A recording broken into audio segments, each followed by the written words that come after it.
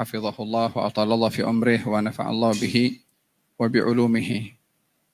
Yang saya hormati, yang berhormat industri halal dan infrahadirin dan hadirat, tentang kemerdekaan yang dikupas sebentar mana dituntut untuk kita bersyukur kepada Allah dengan besar nikmat. Berbicara tentang kemerdekaan yang dikupas sebentar tadi oleh Sahibus Samahah adalah mengingati tentang betapa besar nikmat yang diberi oleh Allah Subhanahu wa taala, yang mana dituntut untuk kita bersyukur kepada Allah dengan menyaksikan dan mengetahui betapa besarnya nikmat yang diberi oleh Allah Subhanahu wa taala kepada kita. Tidak ada nikmat yang diberi oleh Allah yang lebih berharga setelah nikmat Islam, dan iman adalah nikmat aman, ketentraman.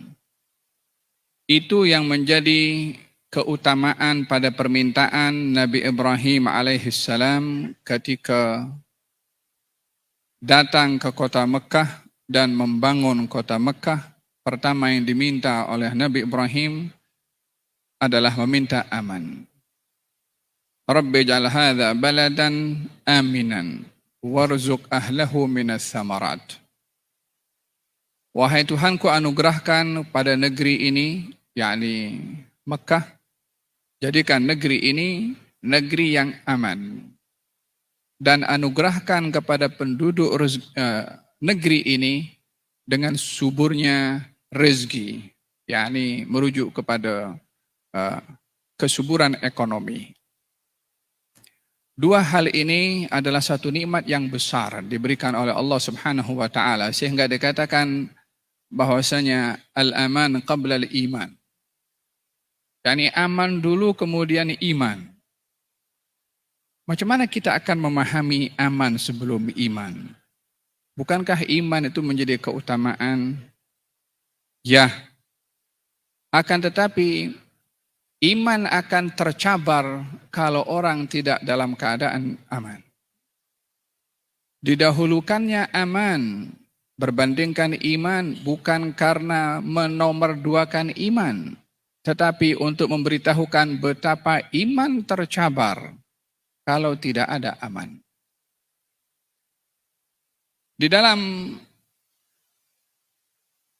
kita memahami arti kemerdekaan yang sedang kita raikan hari ini, yang ke-66, adalah kita adalah merupakan satu generasi yang diberikan tanggung jawab dan amanah untuk menjaga nikmat keamanan yang diberikan oleh Allah yang dimulai dengan kemerdekaan 66 tahun yang lalu.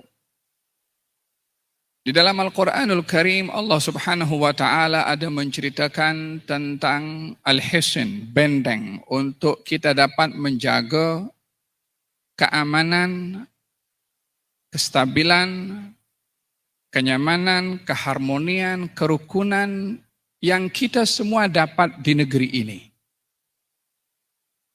Yang kita wajib untuk menjaganya supaya tidak kembali kehidupan itu dalam keadaan kacau, risau, dan juga tidak harmoni. Dan itu adalah tanggung jawab masing-masing daripada kita. Tidak hanya terhad kepada penguasa, pemimpin, tapi justru kepada rakyat jelata juga pun bertanggung jawab.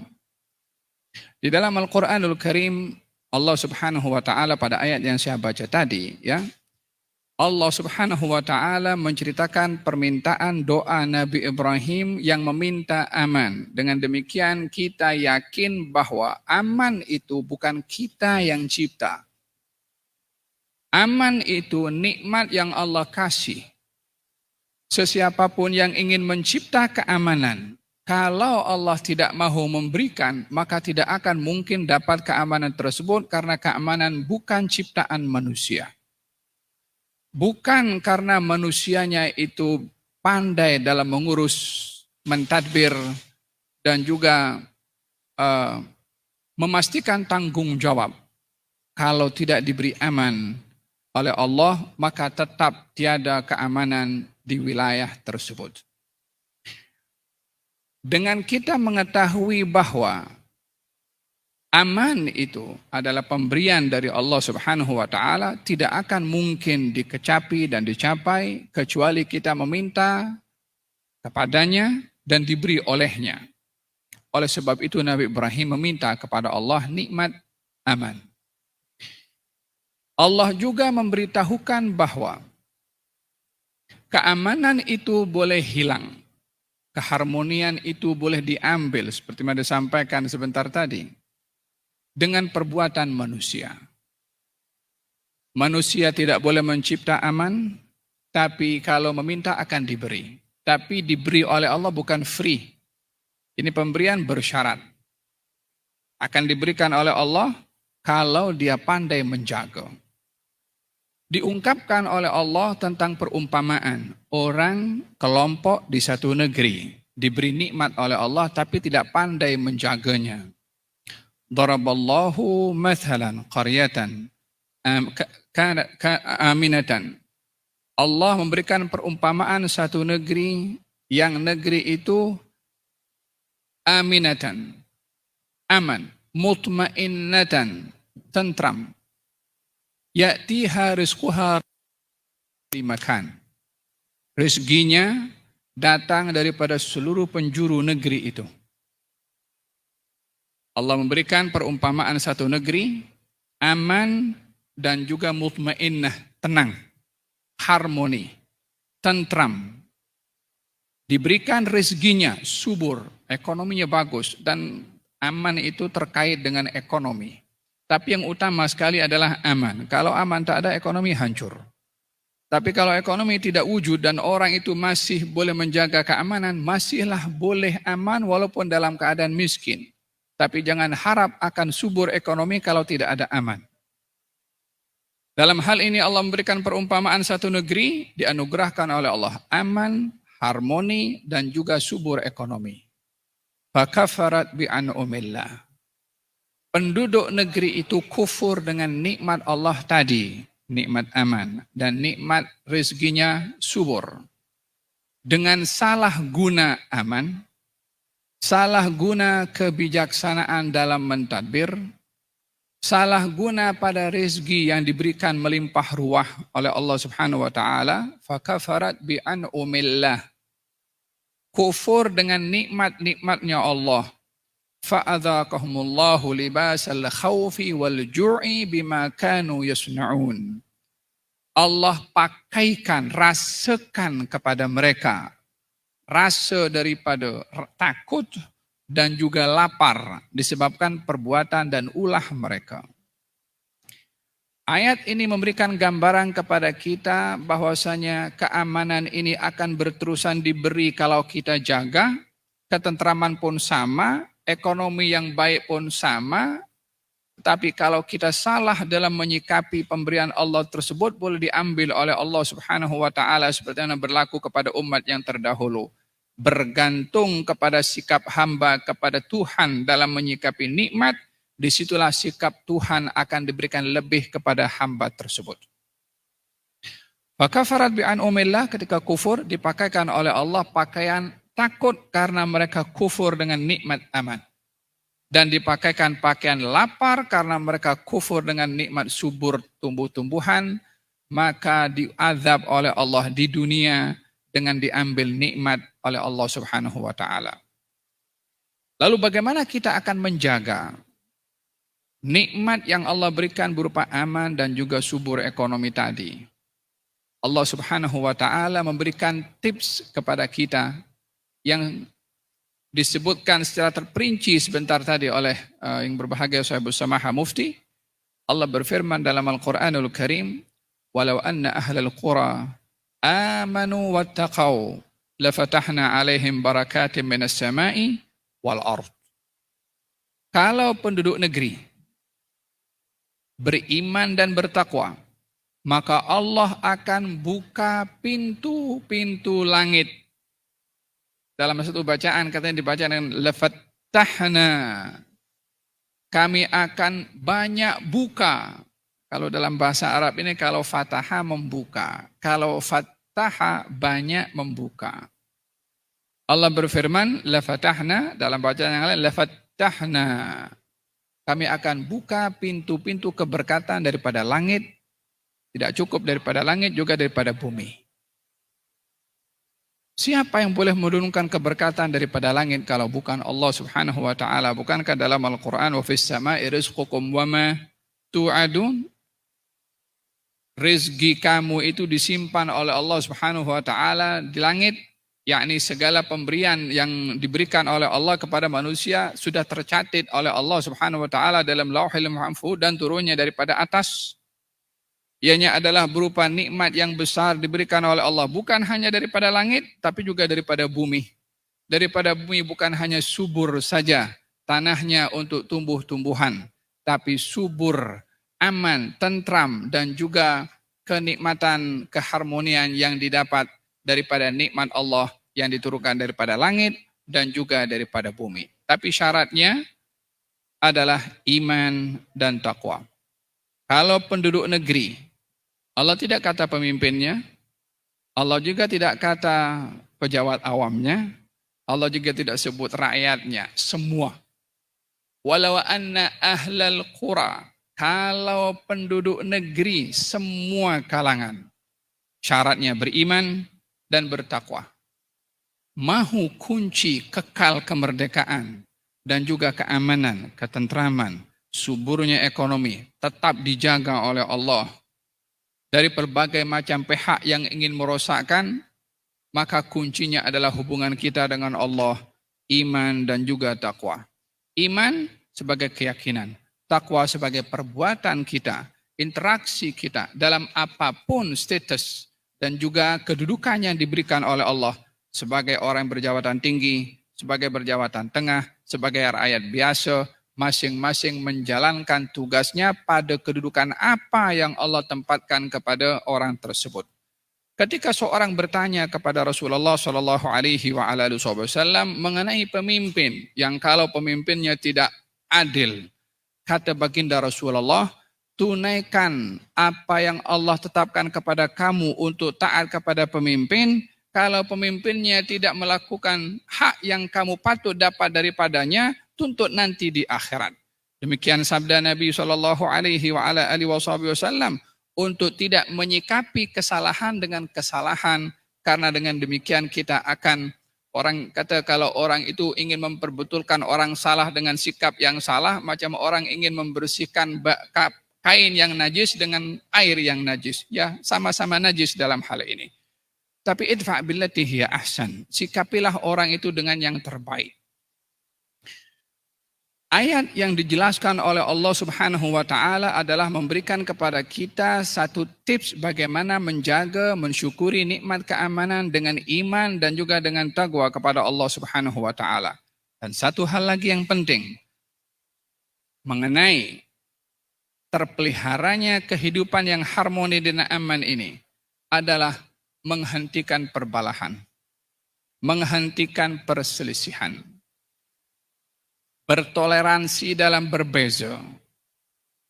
Allah Subhanahu wa taala menjanjikan, dan janji Allah adalah pasti benar. Wa man asdaqu minallahi haditsa. Siapa yang lebih benar percakapannya daripada Allah? Tak ada lagi yang lebih benar daripada Allah Subhanahu wa taala. Katanya, "Wala tanaza'u fatafshalu wa tadhhabu rihukum." Kamu jangan berselisih. Perselisihan yang saling menjatuhkan.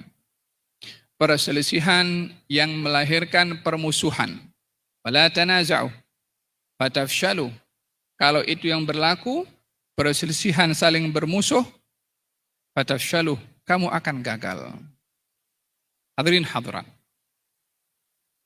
Di dalam Al-Quranul Karim membahaskan tentang persatuan dan persaudaraan sesama kaum muslimin dan mukminin menjadi tanggung jawab kepada semua pihak untuk menjaga kerukunan dan tidak berdiam diri membiarkan orang berselisih. Karena berdiam diri akan perselisihan justru memberikan ruang kepada perselisihan itu semakin meruncing dan semakin panas. Coba kita tengok ya dalam kata Syekh Muhammad bin Tabal Sya'rawi ketika menafsirkan firman Allah Subhanahu wa taala, innamal mu'minuna ikhwatun fa aslihu baina akhawaykum. Orang beriman ini bersaudara.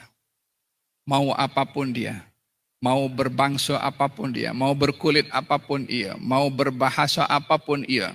Ini persaudaraan tidak diikat oleh wilayah. Persaudaraan tidak diikat oleh keturunan dan bangsa atau bahasa. Bahkan ini persaudaraan diikat hatta bukan dengan manusia pun kita boleh bersaudara. Bukankah baginda Rasulullah Shallallahu Alaihi Wasallam mengatakan kepada kaum mukminin tentang tulang. Karena tulang ini adalah makanan saudara kamu daripada bangsa jin. Kita pun bersaudara dengan jin yang beriman kepada Allah Subhanahu Wa Taala. Mana ada ikatan persaudaraan yang melangkaui perbezaan wujud makhluk itu sendiri kalau bukan dengan persaudaraan dengan payung iman yang diikat oleh Allah Subhanahu Wa Taala. Innamal mu'minuna ikhwatun. Sesungguhnya orang-orang beriman bersaudara. Innama dalam bahasa Arab ini adatul hasr, yakni tidak boleh tidak. Tidak lagi difahami selain itu. Apa itu? Orang beriman bersaudara. Mau siapapun. Mau bermaksiat atau tidak. Mau berbangsa apapun. Yang namanya beriman saudara kepada kita. Ini ikatan suci yang diikat oleh Allah Subhanahu wa Ta'ala kepada orang yang beriman. Tidak ada yang mempersaudarakan kita dengan orang lain karena dasar hubungan satu negara atau satu wilayah atau satu nasab. Ini persaudaraan yang diikat langsung oleh Allah Subhanahu wa Ta'ala. Innamal mu'minuna ikhwatun fa aslihu. Maka wahai semua orang beriman, kalau ada dua orang di antara kamu berselisih, kamu wahai orang beriman bertanggung jawab untuk mendamaikan. Kata Syekh Muhammad bin Tawalli Sya'rawi, coba bayangkan katanya. Dua orang beriman berselisih yang bertanggung jawab mendamaikan semua orang beriman. Kalau tidak ada yang mendamaikan, maka semua orang beriman yang tahu perselisihan itu akan menyalahi tuntutan hak persaudaraan kalau tidak mendamaikan. Ini perintah Allah kepada semua orang beriman kalau dua orang berselisih. Kalau dua negeri, kalau dua kelompok, kalau lebih daripada dua, bukankah tanggung jawab untuk kita bersama-sama mematuhi perintah Allah Subhanahu wa Ta'ala untuk menjaga hubungan persaudaraan antara orang-orang beriman? Silahkan berselisih dalam berbagai hal yang boleh berselisih dan berbeza, tapi tidak menjadi permusuhan karena tidak boleh bersama persaudaraan dengan permusuhan. Fa aslihu baina akhawaykum. Damaikanlah dua orang yang berselisih di antara kamu. Walihada kata baginda Rasulullah sallallahu alaihi wasallam ketika memberikan penerangan tentang persaudaraan itu al-muslim akhul muslim, la yadhlimuhu, jangan zalim pada orang Islam, wala yakhdhuluhu, jangan berkhianah kepada orang Islam, dan juga tidak merendahkan kepada orang Islam. Bihasbi mri'in minasyarr ay yahqira akhahul muslim.